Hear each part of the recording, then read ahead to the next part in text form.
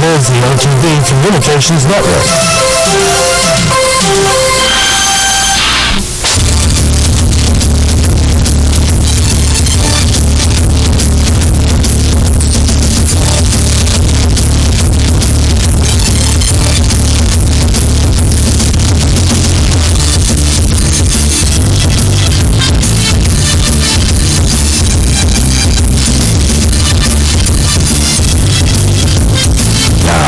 Track Facts with Tom Mello and Nick Flynn.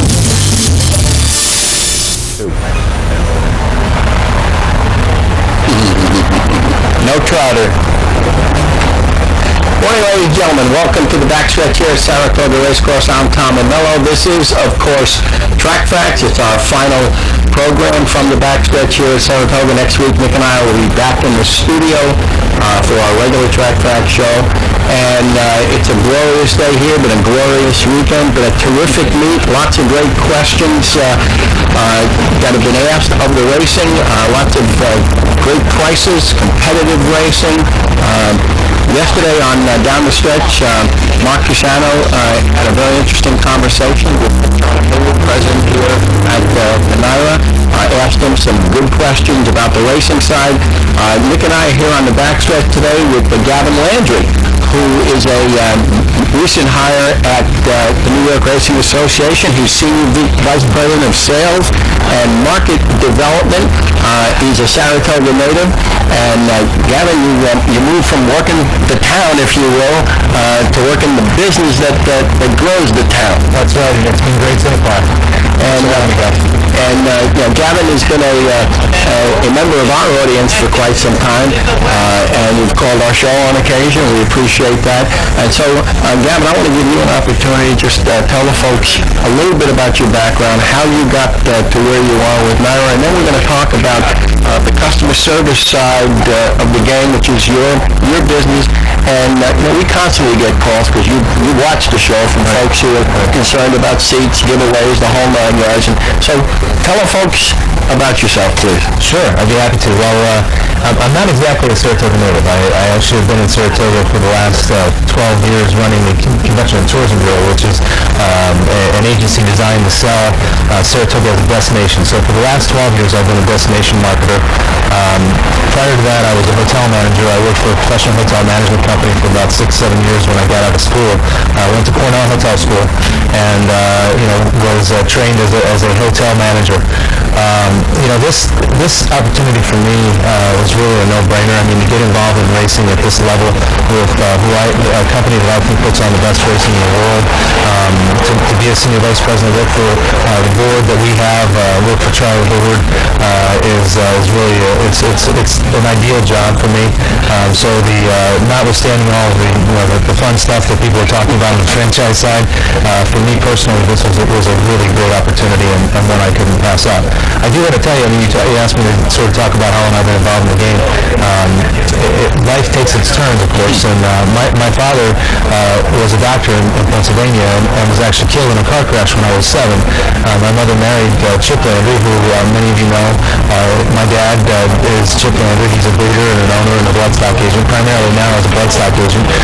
So at the age of 7, I turned into a racing fan, and I can remember because at the time my dad was a trainer at a couple of tracks. Penn National was one place where he trained, it was in those days, early 70s was pretty tough times at Penn National and Charlestown and so on and so forth. And my racing experience had started there, and then when my life and my family's life was altered by fate, and I think in a very positive way, I've ended up here kind of doing something I've been around since I was. Well, the first thing I'd like to say, you talked about being a destination marketer, and I don't think there's anybody who would argue that over the last 10, 12 years, Saratoga as a destination has been a place to go. It's not just the August place to be. So congratulations on that. Gavin, I'd like you to talk a little bit about just some of the initiatives that you've instituted here at the NYRA in your short stay. And I guess, today we're sitting here on Sunday, on Labor Day Sunday, and there's another great giveaway, and you found a way to make that a little more palatable and tolerable to everybody. So let's just talk about your vision there. Well, we've done a couple of things, and certainly, it was such a short space of time between when I started with the company, July 1st, and actually getting to Saratoga. So much of the good things that have happened at this meet are a tribute to this incredible team.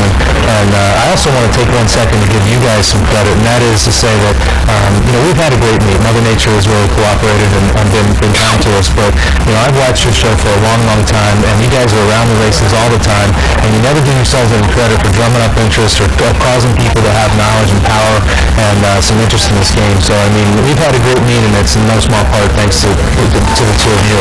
But, the spinners thing was kind of an obvious for me. The idea really that I presented to our team was, how do we reduce the tension and the pressure on the lines at the gates? And that's the problem that I presented more than anything.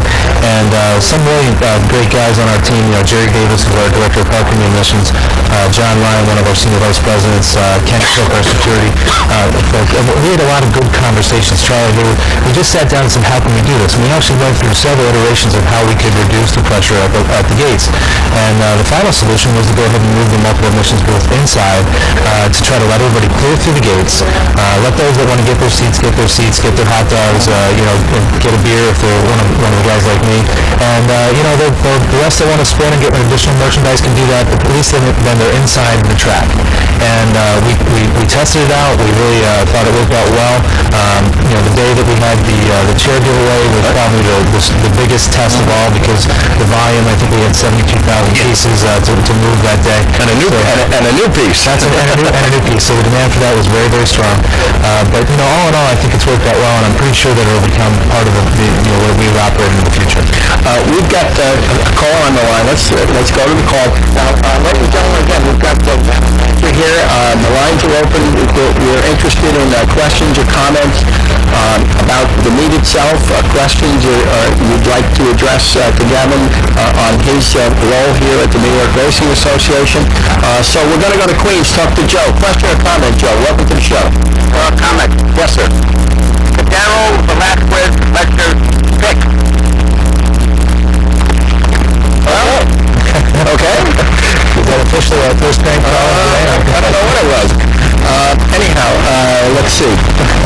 By the way, the whole multiple admissions split, which makes for big numbers on a Sunday, is something that the institution, if you will, is used to, and I guess it's numbers like that nobody wants to give up. Okay.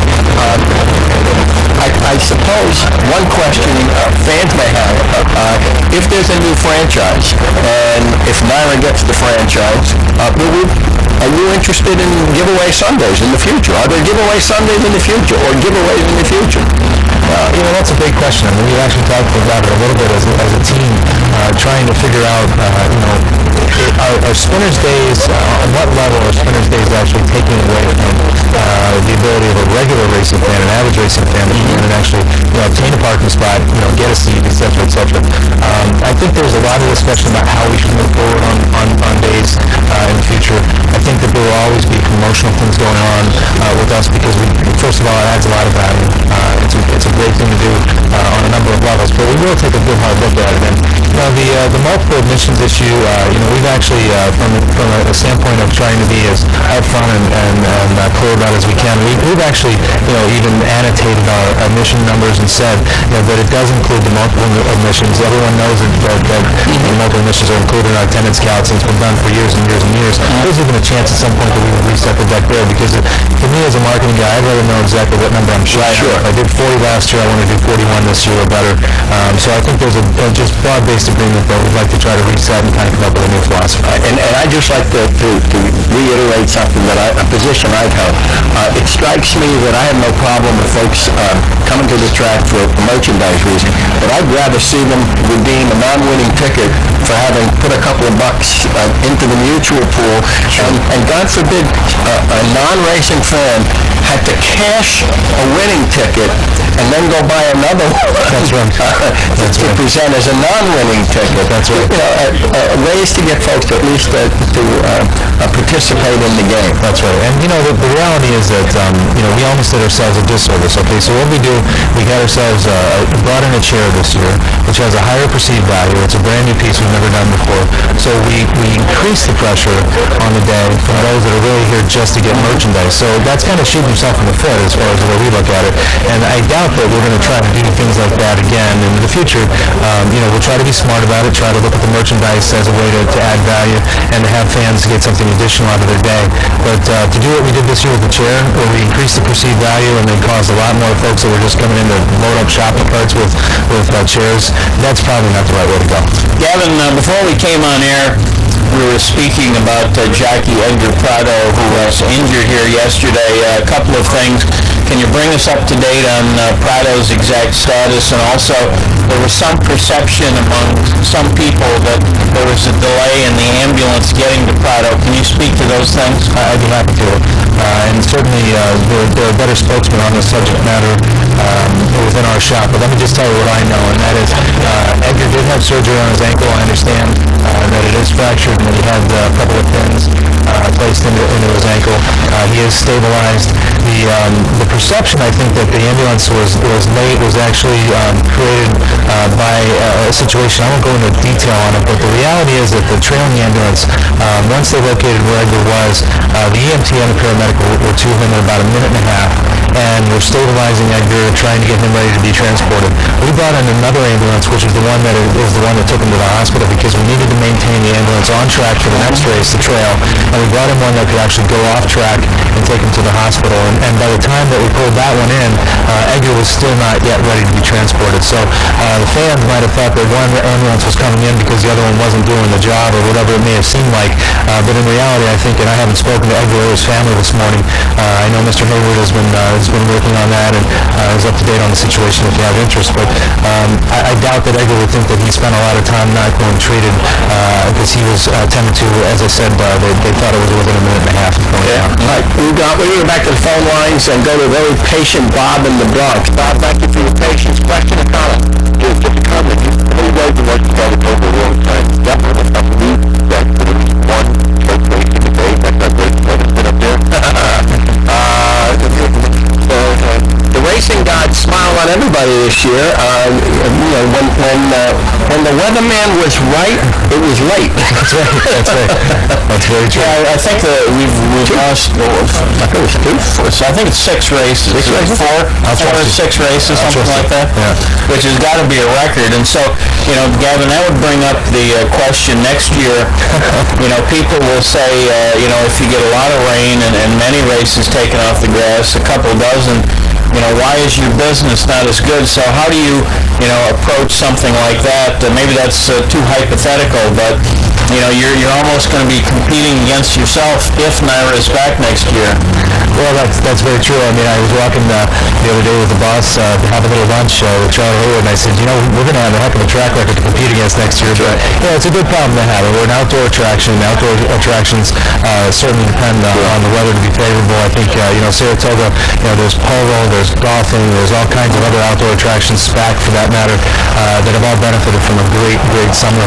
And we're very thankful that the Labor Day weekend looks like it's going to wrap up on a very high note. And the quality of racing, when you have the number of turf races that we have at this point in time, certainly to have those horses be able to compete on the surface that they wish to compete on is really just it's a blessing of Mother Nature, obviously. But you're right, we're going to have a tough track record to compete against next year. A friend of mine told me a long time ago as a coach, he says, you never want to go undefeated in your first season. If you do, you got to move. That's very true. Yeah, we're going to go back to New York City and talk to Paul. Paul, question or comment for Nick, myself, and Brad? Yeah, I have a quick question. Yes, sir. What do you think about extending the age also twilight on every Friday? Thank you. Thank you so much. Those are great questions. Great questions for Gavin. And we're always interested in those questions. So, guys like Nick and I and Gavin here, 6 weeks, 12 to 16 hours a day isn't enough. We're looking for 8 to 10. So, Gavin, go ahead. Let me just I'll give you a broad-based disclaimer here. I am the warm fuzzy marketing guy. I don't necessarily get to weigh in on key decisions such as this. So please discount anything I might say to you on those lines. But I will tell you that there's been no discussion at this point about extending the meet. Absolutely no discussion. We've already submitted our dates for next year. I believe those go to State Racing and Wagering for approval, and we did submit those dates exactly or identically to this, the way we've set the last few years up, with 36 days of racing backed up from Labor Day. The idea of Twilight Racing, I mean, Twilight Racing has been successful for us. I don't know how it compared year over year. I think the numbers were marginally better this past Friday than... About 1,000, Okay, yeah. But if you look back 2 years ago, it was a much better Friday for us, and I think we're very happy with the result of those opening and closing day twilights. Down at Belmont, we run a lot more Twilight Racing, but that's a completely different business model and a completely different set of folks that are coming to the racing. So, again, on those matters, those are sort of macro issues, and frankly, I haven't had any discussion with anybody. Let me ask you this, because before you came here, you were with the Chamber, with the City of Saratoga Springs.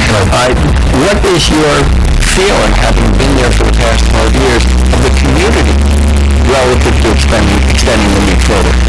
Extending the meet further? I think that the community might say that it would be tough to do, and tough on the business owners and also the house owners that rent and so on and so forth. I don't know if there's anyone that's done any real sort of scientific research on the subject. The one more interesting that the community has weighed in on is the Twilight Racing. Right, I was going to go there next. Yeah, the Twilight Racing, in some cases, there's been talk about the restaurants are losing a turn, and they're not so happy, the businesses might not be happy that folks don't get downtown on Friday night. But here's the reality. I mean, when I first got to Saratoga in July of '95, we used to sell anything we possibly could in the Labor Day weekend. In fact, there was a chess tournament that we sold in the Labor Day weekend, and chess tournaments, while they're nice, are not really big business. There's 4 people staying in a room, and they want the $60 room, and so we were doing all that we could. Now, fast forward to the last 2 years where there's been Twilight Racing, Labor Day weekend now is very, very strong from a hotel room demand standpoint. And so overall, while a restaurant might indeed lose one turn on a Friday night with the later departing crowd, what they pick up over the course of the weekend, I think they would tell you is much better than that. So I think from a standpoint of our business and also from the standpoint of how it's impacted the community, I can see it from both sides that it's really been a very positive thing. Well, and I thank you for sharing that, because I'm a believer that context is everything. If you're just a horse player, you only think of the track, but the betting menu and so on and so on. But racing takes place in a broader context here in Saratoga Springs. We're going to go to Brooklyn now and talk to Joe. Joe, thank you for your patience. Welcome to the show. Question or comment? I got a question. Yes, sir. You got the first 5 winners in the Big Six. No problem. Ask this guy. All right, we've been trying like hell. I'm going to tell you that. We've been trying like hell. Do you have one? If you got the first 5 winners in the Big Six, and your horse is scratched for the last race, you go to the post-time table. Is that correct? Yes, it is. All right. Now, if the 2 horses that race have the same exact amount of money on them, do you have 2 horses winning for you? No. Well, the caller, No paper. the bottom line is that it would be a statistical, and I can't say that it's never happened, but it would be a statistical freak of nature if both horses had exactly the same amount of money down to the dollar. Even if it's only $1 difference, that's all you would need, and that's what the rule states. And there's so much money bet, in the win pool that I find, I can't say that it would never happen, because obviously it can happen, and it might, but the bottom line is I don't think it's happened yet, so I think it's a hypothetical. It's an interesting thing. And by the way, I didn't realize you were posing a hypothetical. I thought you were asking us for the first 5 winners. Gavin, before we go back to the phones, a question that I would like to ask you, marketing Saratoga and marketing Belmont Park and Aqueduct are probably 2 different things. Not probably, are 2 different things. Here at Saratoga, you have basically 2 basic clienteles to appeal to: gamblers, horse players, people that are here to win money or try to, and then you have the folks that come for other reasons: the ambiance, horses, kids, family, picnicking, that sort of thing. Is there a way to please both groups? I think the answer is yes, because Saratoga is almost the perfect model of those that are there for the racing and for the experience. and the question is how can we replicate as much of what we do here at our other racetracks. One caveat is that I don't personally believe that participation in the game should just be counted by attendance on track. These days are different than 50 years ago when that was the way it is. But for us, we're looking at that broad-based participation in the experience, and we have lots of opportunity. And when you go to Belmont and you look at our facility, we've got more space per se than any hotel on Long Island for receptions and parties and banquets and meetings, and we've got a lot of opportunity there. Now, having said that, I want to give you an example of something that's gone on this week that we think has been pretty successful. We went ahead and introduced something called a 50-50 to our meet this August, and it was, it's about 50 get 50, pretty basic concept, and we ended up building our awards customer base. We came into the meet with about 6,000 members. Through yesterday, we've signed up an additional 8,000 members. And remember, this has been out for 15 months. So a guy named Nima Ghazi, who has been a great partner, by the way, undergraduate at Pennsylvania, graduate from NYU Business School, and he gets to work for Bozo like me.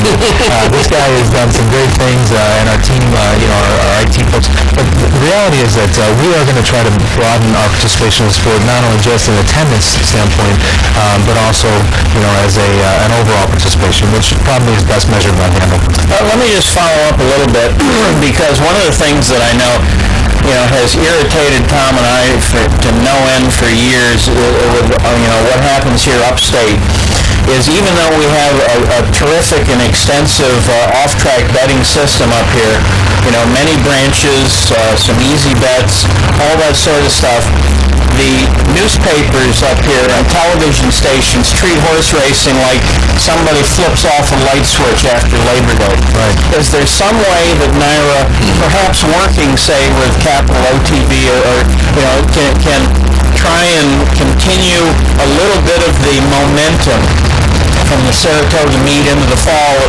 By some accounts, racing in the Belmont Fall meet is as good or better than what you get at Saratoga. So is there some way, the Capital has a fan base, work with them to get, either bus trips or train trips, or work with the newspapers or the other media outlets to try and keep, the ball rolling so that everybody benefits? Well, I think you make a great point, and I know that, Charlie Hayward, my boss, has many times spoken to me about the idea that working with the OTBs and developing a business solution is really the ultimate way that things need to go.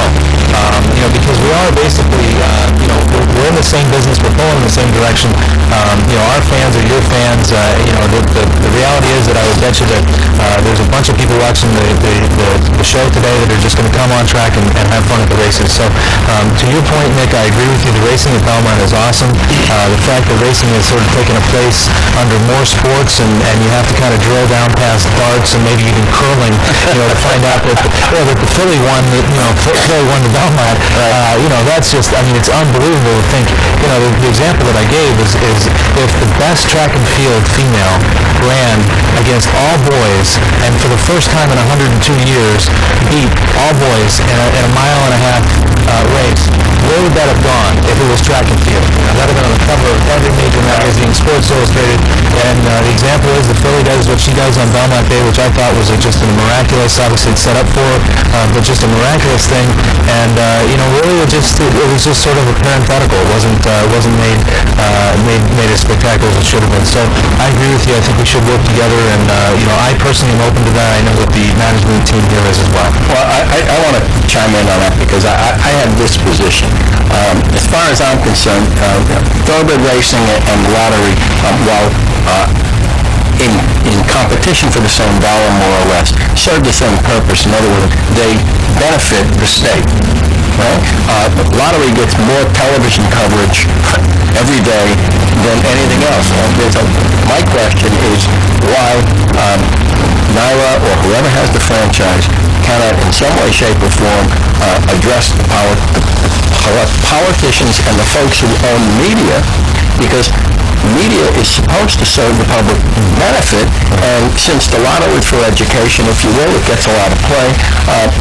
And the easiest thing for me, why don't we ever just see the double reports on one station, and maybe they could rotate around. Anyhow, I've said for years that I think that there's a case to be made for carrying racing information year-round as a public service because of what racing contributes to the state's coffers. Correct, and not just in direct contribution, but also in terms of the industry and the economy in general.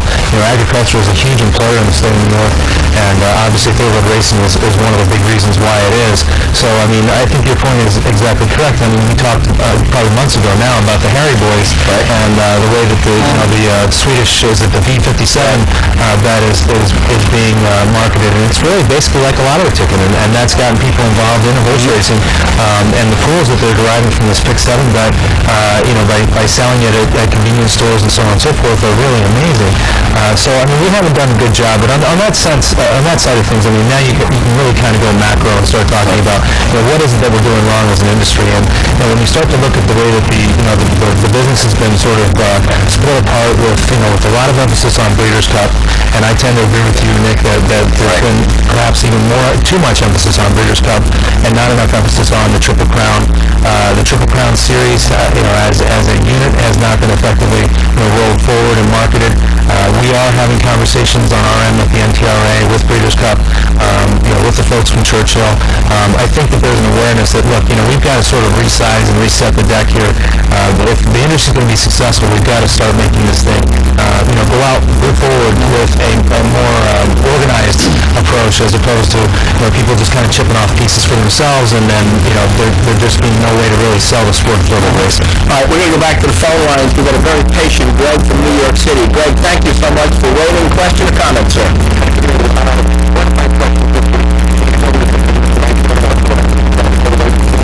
Handle, yeah.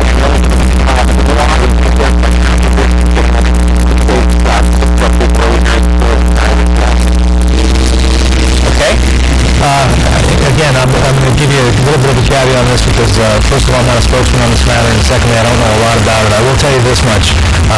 As part of NYRA's responsibility for integrity of the sport, NYRA identified a number of rebate shops that are now known as the NYRA 10, and basically stopped doing business with them because there was no way to continue in that relationship in a way that we could reconcile with our integrity platform. Now, having said that, does that put us at a disadvantage, and are we suffering some business losses? Absolutely. But it was very encouraging to me when I saw the Inspector General's report come out, who did an independent study of integrity of the participants in the franchise process, and actually used the words the NYRA 10, in other words, the rebate shops that we identified as being problematic, as sort of a gold standard. And certainly, for us, that just meant that we were a leader in that respect, much as we are in many other ways when it comes to the integrity issues. And that's about as much as I know about it. I'm sorry. If you have more interest, I would address the question of Charlie Hayward at some point. Let me just weigh in before we move on the integrity issue. I think that some racing officials are starting to realize that integrity is the single most important thing to racing fans. We had a week or two ago, Denny Phipps mentioned at the Jockey Club Roundtable, you've got this trainer integrity question, with some people with multiple suspensions.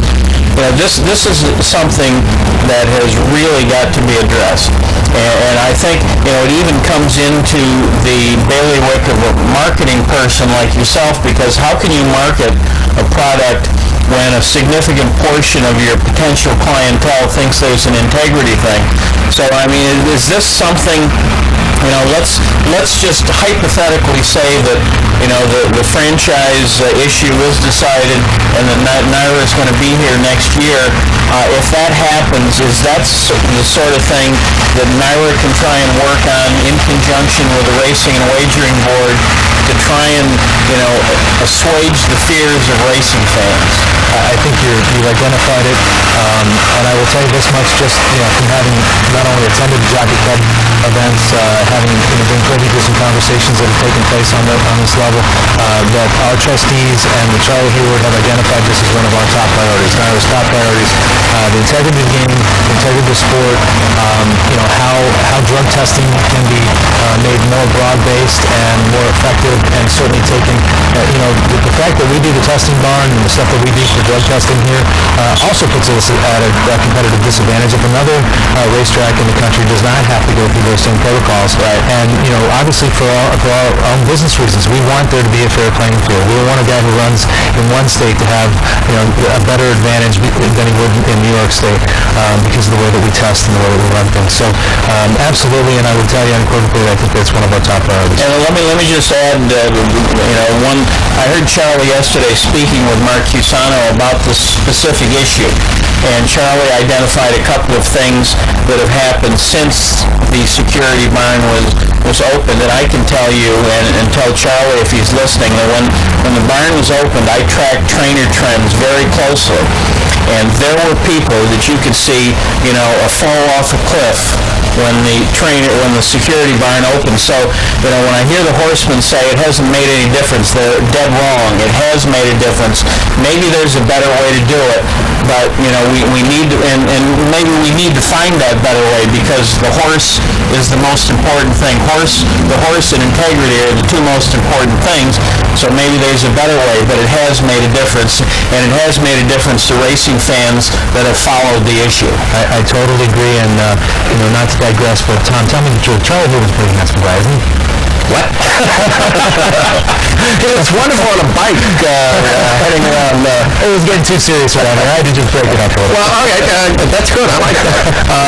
And before we go to the phone lines, I had an email question from our friend Lee, downstate, and this is a question for you, Mr. Marketing, Sales Development, and I'm in trouble, make us happy. No, it wants to know when the cameraman handling the NYRA main camera will stop zeroing in on a 10 to 15th length winner, which pleases the person who bet and the owner, while leaving the rest of us who bet the exact trifectas wondering, waiting the length of the stretch for the rest of the field. I guess it's the whole notion of the ISO of the runaway winner as opposed to the late hand shot to find out who's getting in. I know you you occasionally bet a single race exotic, so you're interested in second and third. I am, although my second and thirds never seem to come in, but I really liked High Finance yesterday, and that didn't work out too well for me.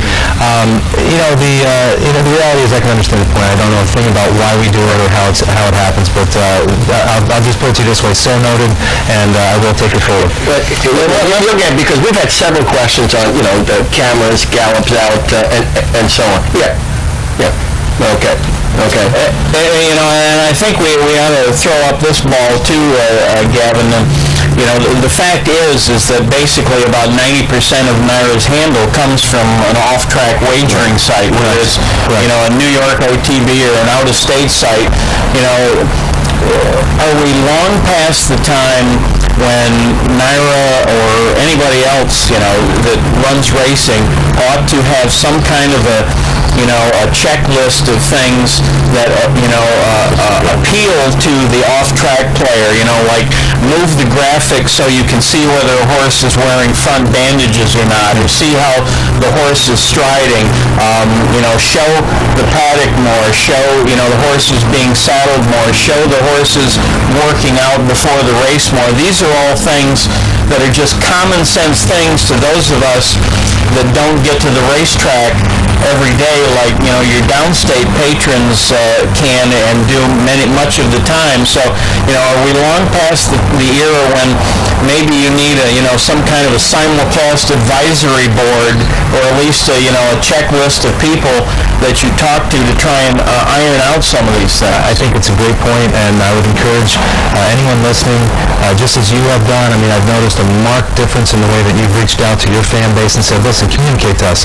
Good, bad, or otherwise. Let us know how you're feeling, how you're thinking. Those that are watching our product from a distance, please let us know the things you'd like to see us change, because that's the only way that we can improve. The attitude is totally about how to make it better. You're going to see next week we're going to actually do some advancements on our internet wagering platform. So, and that's based on feedback that we got from customers. So, we are open to it.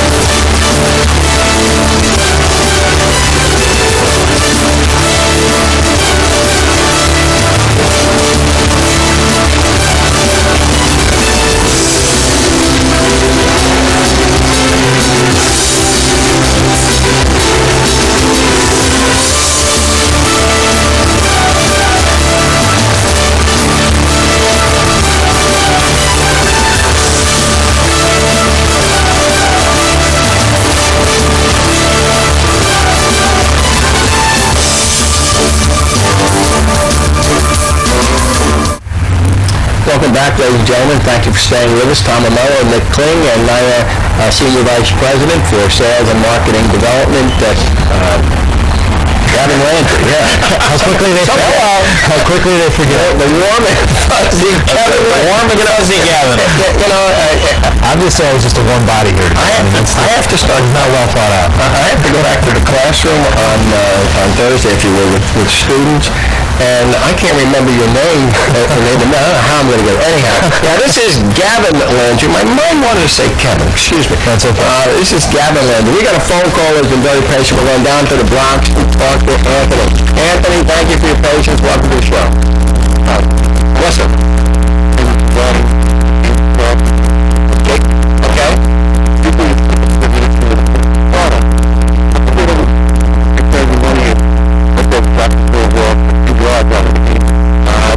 That's a good question. Thank you very much. So, Nikki, why don't you handle the whole notion of the non-starter as opposed to incidents at the gate or the hazards of the start?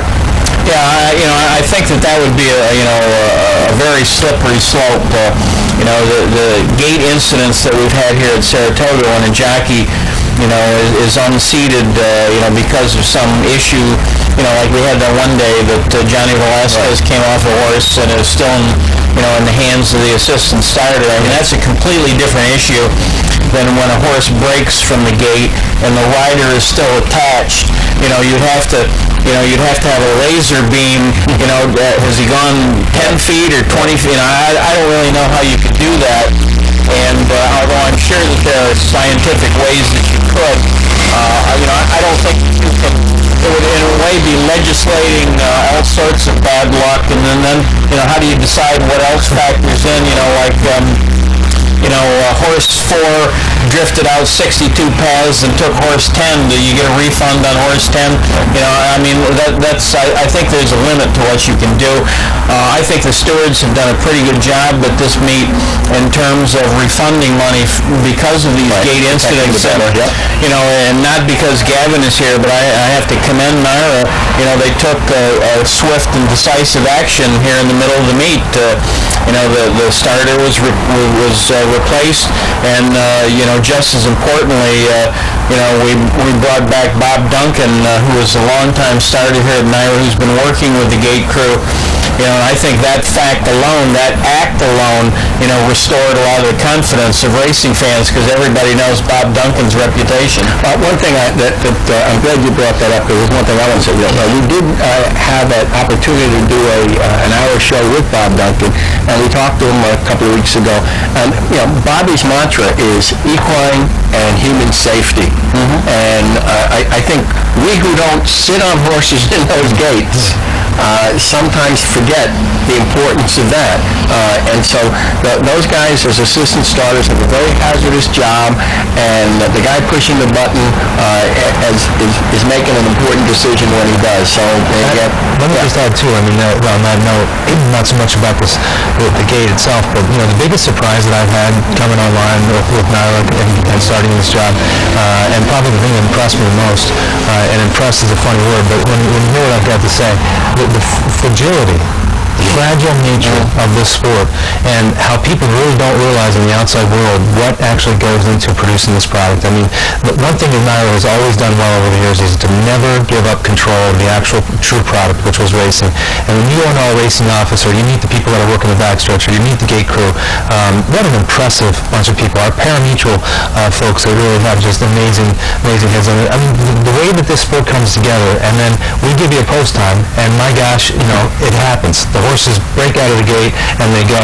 That was the most impressive thing to me, the guy coming onto this side to see what it actually took to get this product out on the playing field. The horses are more punctual than people, aren't they? They tend to be. And incidentally, speaking of some of the folks that here, I'm going to have my senior moment now. Tom did before. I thought Pat Mahoney is the name. Yes, Pat Mahoney. I almost, sorry Pat, I almost had a block on your name, but I spoke to him a couple of weeks ago about an issue that's been a major one amongst Naira bettors, and that is the 10-cent superfecta. And I know that in speaking with him, I know that it's in the works. He told me definitively that it will be, you will be able to bet a 10-cent superfecta on Breeders' Cup Day. Anything further on whether it will be incorporated into the regular wagering menu before Breeders' Cup Day, or is that the earliest that you know that it will be will be involved in that? That part of things I don't know in terms of timing. I do know that there's a commitment the company has made to 10-cent supers. I got to tell you that I think part of this you guys can take credit for, because you've communicated this a number of times, even on the day that we did the news conference down in Albany. There was some mention of it, and Mr. Hogan actually walked up to Charlie Hayward afterwards and said, the wager already exists, so you don't have to, go to full board approval on this thing. It may not require as much as you think on that side of things, and that got the ball going, really. Right. So the 10-cent supers are coming. I don't know exactly when. We've had meetings with Tote. Pat Mahomes on this thing like white on rice, and so I would say that you might even see them earlier than that, and they'll just be part of life here, and then we'll start to evaluate and measure the bet. Hey, and again, this might be a subject for Pat, but the whole issue of new and different wagering opportunities is something that I think is very important for the industry. You mentioned the Swedish V75, I guess they call it. Earlier, other countries have fractional wagering on many wagers, not just a superfecta. They allow it on their multiple race wagers like pick sixes. Australia has fractional wagering. Somebody's doing an over-under bet now. Over-under bet.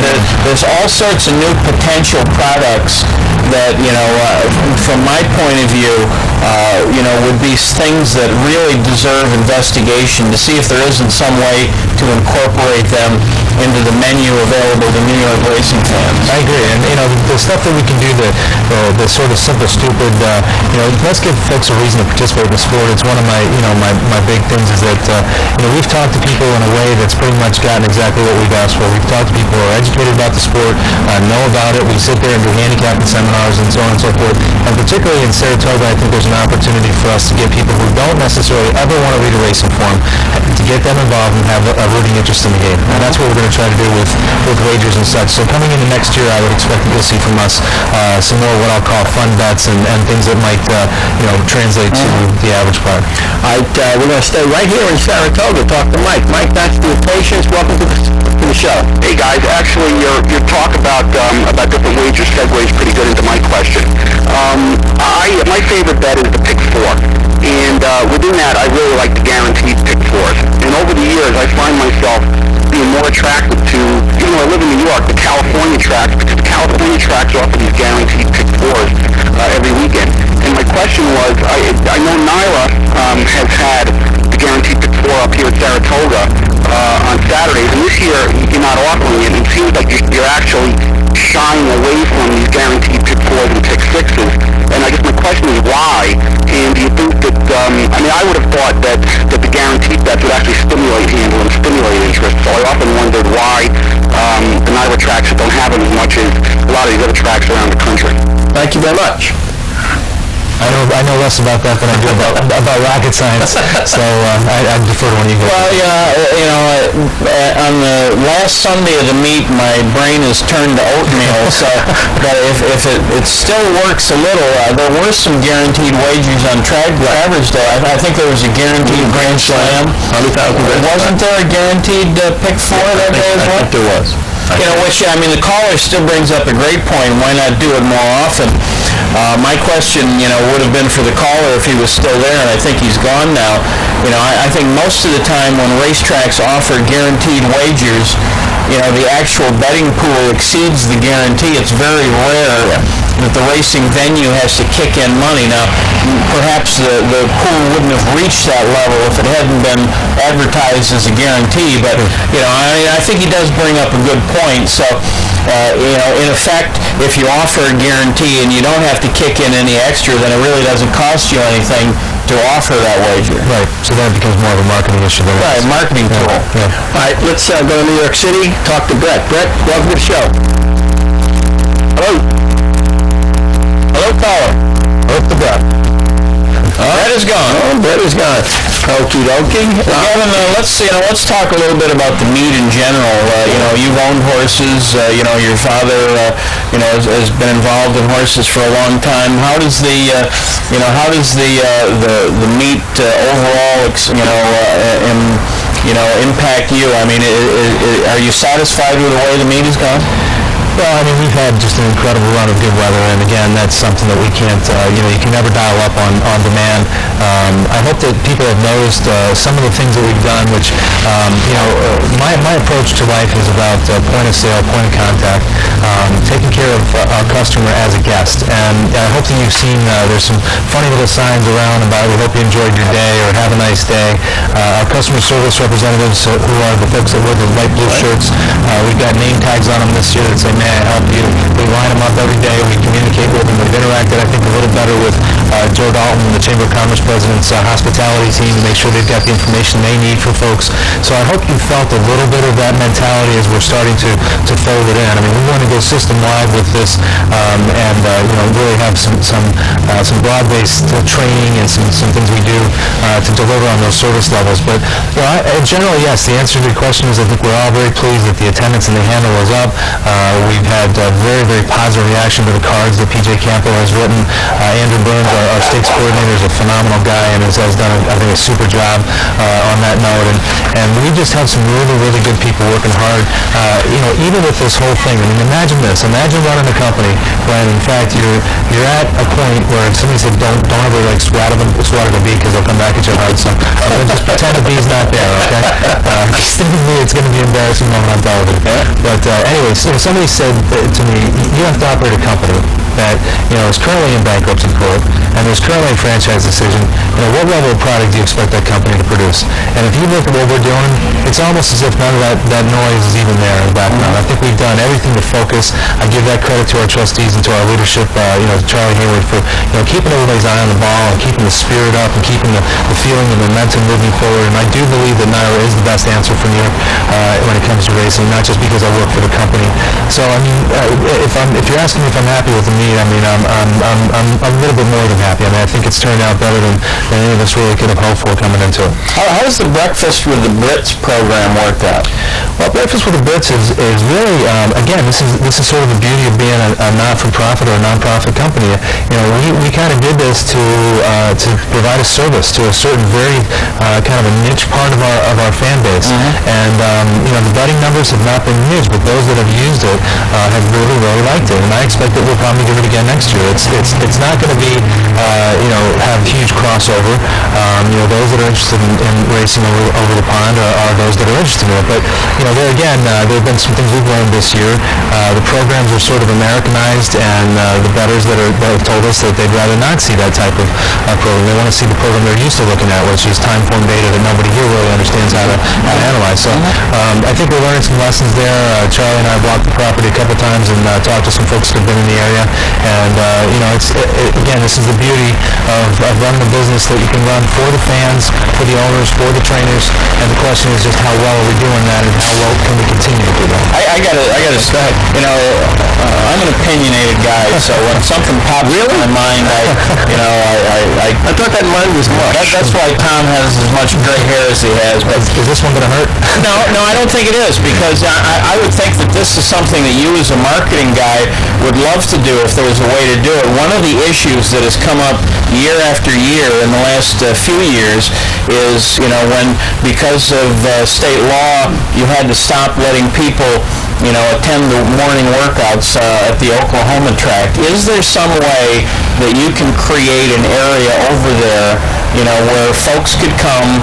The meet's going to end on Labor Day, but the training is going to go on, for several weeks yet. Is there a way that you can create, either a fenced off or roped off or, some kind of an area around the Oklahoma track, an area where folks can come and watch the morning workouts? I've heard the point mentioned a couple of times. I know that was very disappointing for people when they essentially got kind of rolled off of Oklahoma. I'll just say so noted at this point. I don't know the answer, but I will look into it, and then we'll see if we can make some changes that would be positive for the fans. You would think that even if you had to, have one extra guy guard just to make sure that nobody wandered away from where they were supposed to be, that it would be money well spent. Yeah, I know what happened there in some ways tied back into the integrity platform that we developed to make sure that people were properly credentialed, that passes were properly administered, so on and so forth. So Oklahoma, while it wasn't a primary focus of that integrity issue or platform issue, sort of got umbrellaed and caught up in that as well. So, it's hard to do things one way on one part of the track and not on another part of the track. So I think that's possibly how some of this stuff was developed, although I wasn't with the company at that time when it happened. But so noted, it's come up a couple of times, and I'll definitely look into it. We've got our last caller is going to be from Albany, and this is Scott. Scott, thank you for your patience. Question or comment? Just a comment. Yes, I don't sir. want you to cut me off here. It ain't too bad. But listen, the stewards were great, all meat, being consistent, not taking horses down. I don't want to knock anybody. But a week or so ago, there was a horse on the turf that was drawing away. A horse jumped in, kind of came over on him. They ruined everything because they took the horse down. He didn't deserve to win. Yeah, and I commented on this last year with this gate to Tom up there with Wild City was 1-5. And he was trying to tell me that the guy, you could plainly see that the starter held on to the horse. Wild City ended up dislocating his rib cage. He never ran again. He got colic and died. All right, and the stewards, they're not consistent. Okay. It's getting real ridiculous where they kept all these horses and they blamed it on Johnny B for not pulling his horse up in a grade 1 when they tried to save second. Plainly see, Morel was hitting with the right hand, cut the rail right off, came out at the end, hit Leah's secret. Right at the beginning of the race, he competed Leah's secret. I mean, you were great. I don't want any horses to get taken down. Find the jockeys for it. But when you make a call like that, we know what it is. About a week and a half to go on the turf, the horse is drawn off. Okay. Caller, we remember that well. Gavin and I spoke about it actually on Travers Day. I remember you asked me what I thought about that, and at the time I was, I could understand the decision to DQ the horse because it had been a dangerous situation. What I don't understand, since, and I've written about it, Mark talked to Charlie about it yesterday, is why the jockey wasn't fined and suspended. I think that's unconscionable. I don't care about any nuances, microscopically looking at the film. The jockey should have been suspended. It was the only people that got penalized were the fans. The jockey should have been penalized. Okay. All right. That's it. Kevin, that's a wrap. I want to thank you so much. That's a wrap for listen, me. The next time we have you on, we'll have more bees in the studio. Thanks. I appreciate that. I want to thank a couple of people. First of all, we want to thank the tech team here. It's Dan Hayes and Jim Barber in the trailer, the folks downstate, Peter and Kirk, and everybody else, Patrick and Tim Hilliard, everybody who's worked with us here. I want to thank all our guests for this 6-week period. We appreciate your participation in the show. And as always, we want to thank you, members of our audience, local, downstate, shippers from around the country who come in and share not only this 6 weeks, but share this hour with us. We appreciate the opportunity that you give us to come into your living rooms. We hope we've been somewhat helpful. We're going to send you on down to Harvey Pack and the DRF seminar. Have a great fall.